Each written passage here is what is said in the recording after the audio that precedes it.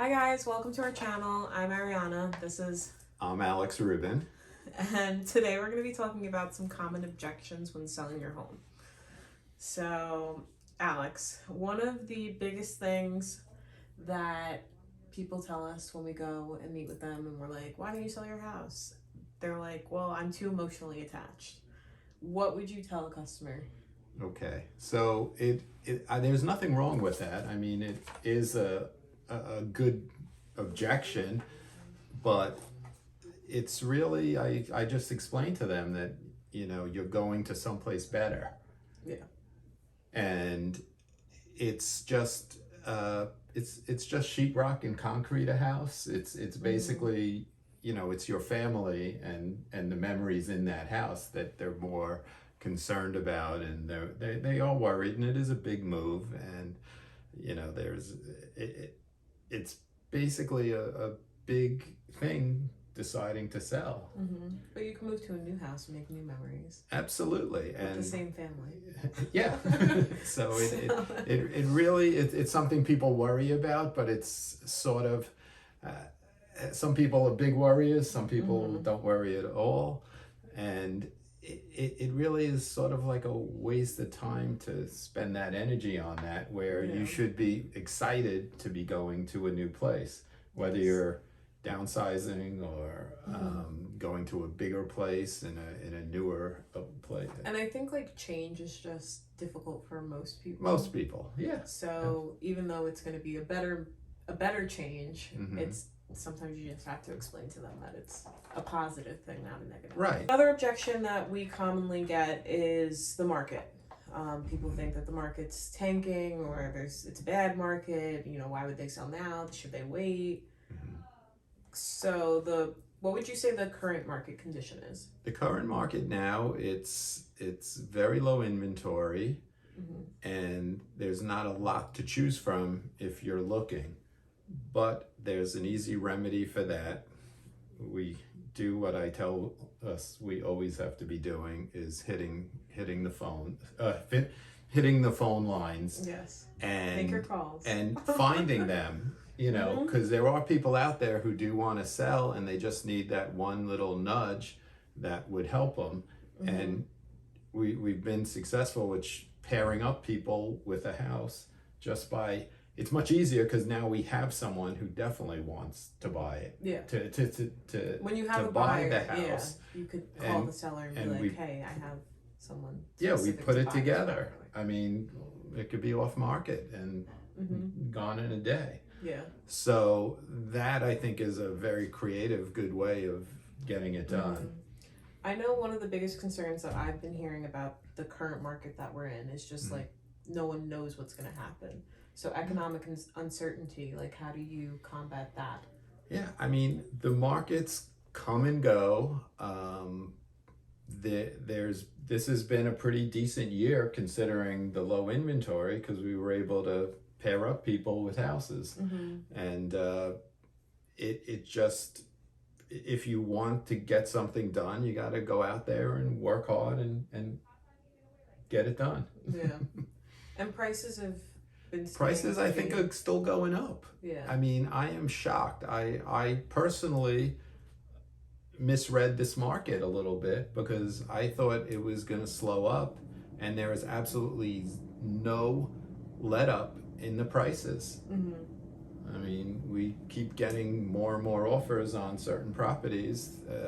The one thing I've noticed is that people prefer the houses that are done. Yes. I think people just don't have the energy right now to go through a renovation unless they're in the business. And that's the only big difference I've seen in the market. It's not getting worse. The prices are actually going up, but those houses have to be done. Okay. And then another thing that I've heard, and I'm sure you've heard as well, the interest rates. Yes. The interest rates is a very big I almost avoid the conversation. Okay. It doesn't matter.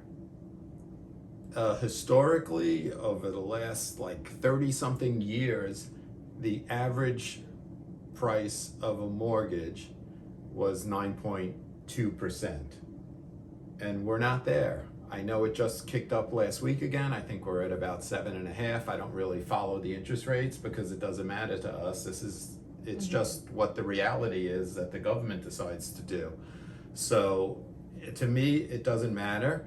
I think people should have been tighter with their money when everything started during COVID, and everyone was coming out here, and people going $100,000 over asking without thinking.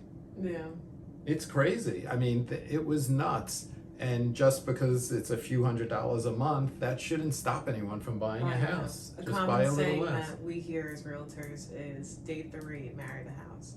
Right. So you can always refinance later on. It's not like your interest rate isn't permanent, but the house that you live in and that you're gonna make memories in with your family, like that is a little more permanent.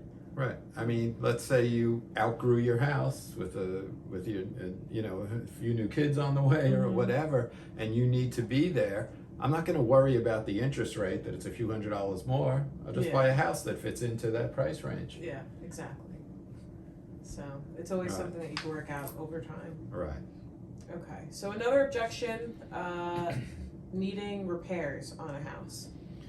Yeah, people think that they're gonna have to fix up the house, they're gonna have to do this or that.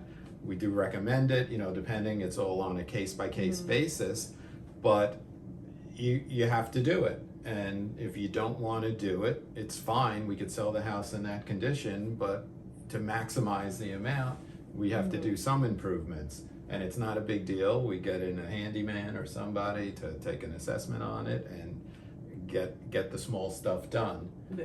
So it's not an issue. The worrying needs to go out of your heads. Yeah, and because it's just a waste of time. Yeah. Exactly.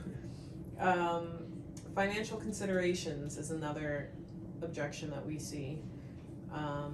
They might be considered with the cost of selling. If you do have to do repairs, they might be concerned about that kind of a cost. Right. I mean, there is a large expense when you're selling or buying, but it's a big expense, but it's part of the process. If you want to move on and improve your quality of life, then, or you're forced financially to downsize or something like that, or your health changes or this, you just need a new house, that you can't worry about the small things. And I think another thing to keep in mind is that real estate is one of the few assets that always appreciates, right?